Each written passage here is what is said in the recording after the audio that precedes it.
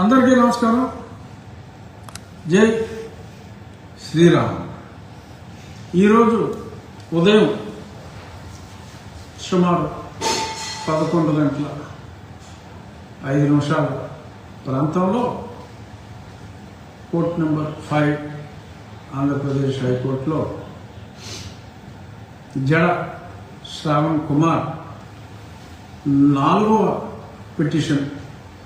సరే, last time కొట్టేయడానికి సిద్ధంగా ఉన్నప్పుడు అమ్మాయి బాబాయ్ విత్డ్రా చేసుకుంటాను అని ఇలా రకరకాల మార్గాల్లో తప్పించుకున్న శ్రావణ్ కుమారుడు మళ్ళీ ఛాలెంజ్ చేసి అధికారులను నుంచోబెడతాను, రోడ్డు మీద నుంచోబెడతాను, అంతు తేలుస్తాను అని పిచ్చి పిచ్చి పిచ్చి పిచ్చి వాగుడు వాడి మళ్ళీ మరొక పిటిషన్ వేసి కొట్టారండి. చాలా స్పష్టంగా విస్పష్టంగా ఎటువంటి అవకాశం లేకుండా ఈరోజు అతని పిటిషన్ని కొట్టివేయటం జరిగింది. సరే, మళ్ళీ యథాప్రకారం అతను ఏమన్నా మరలా స్టే విధించారని చెప్పి పిచ్చి పిచ్చి బాబుడు వాగి అది మళ్ళీ ఆ సాక్షుడు వేసుకుంటే సరే అదేమవుతుందో నేను చెప్పలేను, కానీ కొట్టేశారు. ద పిటిషన్ ఫైల్డ్ బై జడ శ్రావణ్ కుమార్ గాట్ డిస్మిస్డ్. 3 సార్లు పోయిన తర్వాత కూడా మరలా 4వసారి ముందు అనుమతులు లేకుండా కట్టకూడదు. అనుమతులు వచ్చిన తర్వాత అనుమతులు ఇవ్వటం తప్పు, ఆ స్థలంలోనే కట్టకూడదు. అది కొట్టేశారు. మళ్ళీ వెళ్ళాడు, అదే పాయింట్, మళ్ళీ కొట్టేశారు. ఇప్పుడు 4వసారి అనుమతి ఇచ్చిన వాళ్ళ మీద అనుమతులు రద్దు చేసి చర్యలు తీసుకోవాలన్నట్టుగా మళ్ళీ మరొక పిటిషన్ వేస్తాయి. దాన్ని మళ్ళీ కొట్టివేయటం జరిగింది. డర్రమోహం వేసుకుని బయటికి పోయాడు. ఎందుకంటే ఇంత అన్పార్లమెంటరీగా మాట్లాడలేము, కానీ తప్పదు. అంటే ఒక మత విద్వేషంతో, హిందూ దేవుళ్ళంటే ఒక రకమైన ద్వేషభావంతో మరి అతని వెనక మరికొందరు నీలి కుమారులు కలిసి మత విద్వేషంతో చేస్తున్న ఈ చర్య, రామాలయం స్థానే మరొక రామాలయాన్ని పునర్నిర్మించుకుంటాం, అది శిథిలమైందంటే కూడా ఏమాత్రం వెనక్కి తగ్గకుండా ఇన్నిసార్లు దాడి చేయటం అనేది నిజంగా అది సహించలేని విషయం. ఎట్టి పరిస్థితుల్లోనూ ఇది సహించేది లేదు. అది పబ్లిక్ ప్లేస్ కాదు అన్నప్పటికీ కూడా ప్రభుత్వ స్థలానికి పబ్లిక్ ప్లేస్కి తేడా తెలియకుండా మాట్లాడుతూ కావాలని చెప్పి ఎంతో సామరస్యంగా అక్కడ పెద్దపేటలో అందరూ కలిసి ఉంటే కూడా ఇతను కావాలని చెప్పి చిచ్చు పెట్టే విధంగా మరికొందరు నీలి కుమారుల ప్రమేయంతో ఇలా చేయటం అనేది చాలా తప్పు.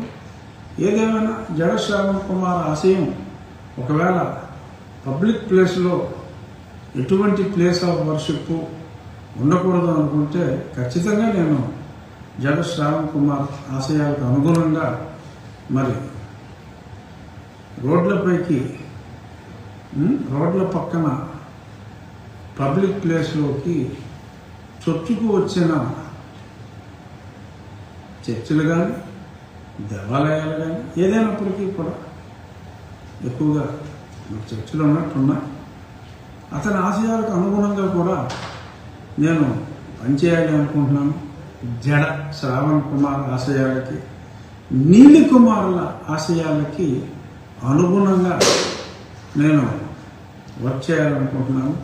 ఈరోజు నుంచే ఓ జడ, నీ ఆశయాలకు అనుగుణంగా రోడ్డుపైకి చొచ్చుకు వచ్చిన కొన్ని నిర్మాణాలని మర్చుకి చర్యలు తీసుకుని నీ మెప్పు పొందే ప్రయత్నం చేస్తాను.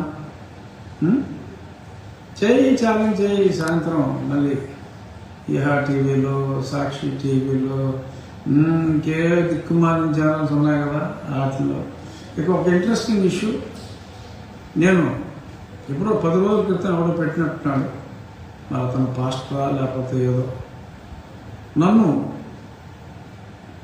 అప్పుడు ఫస్ట్లో ఉన్న పిటిషన్ ఎటువంటి స్టే ఇవ్వనప్పుడు శ్రావణ్ కుమార్ స్టే వచ్చిందని చెప్పినప్పుడు సంతోషంతో చంకలు కొట్టుకుంటూ ఒక క్రైస్తవ మత ప్రచారకుడు ఒక వీడియో పెట్టాడు.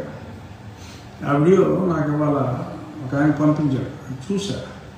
అందులో ఏంటంటే నన్ను సాతాన్ అంటే లూసిఫర్తో పోలుస్తూ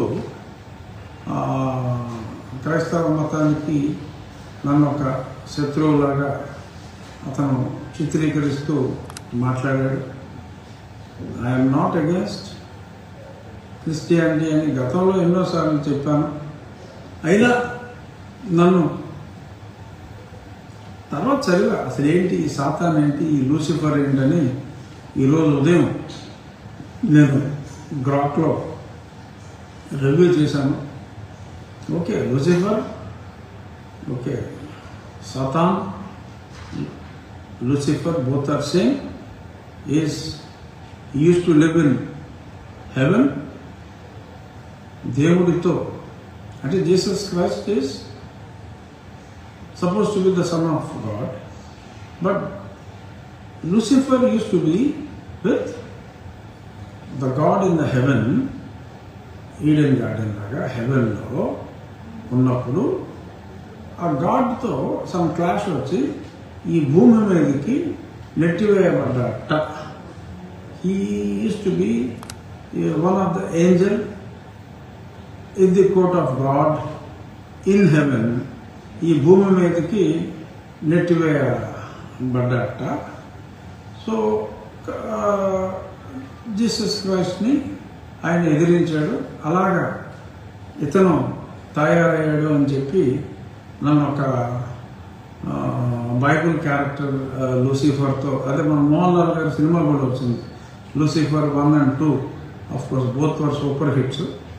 సో ఆ మోహన్ లాల్ క్యారెక్టర్తో నన్ను ఒక మత ప్రచారకుడు పోల్చడం జరిగింది. నేనే దానికి బాధపడతలేదు, అలాగని సంతోషం కూడా పడతలేదు.